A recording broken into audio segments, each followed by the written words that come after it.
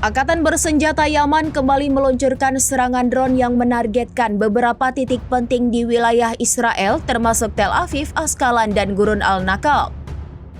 Juru bicara militer Yaman Brigadir Jenderal Yahya Sari mengatakan serangan itu sebagai respons terhadap agresi Israel yang terus berlangsung di jalur Gaza.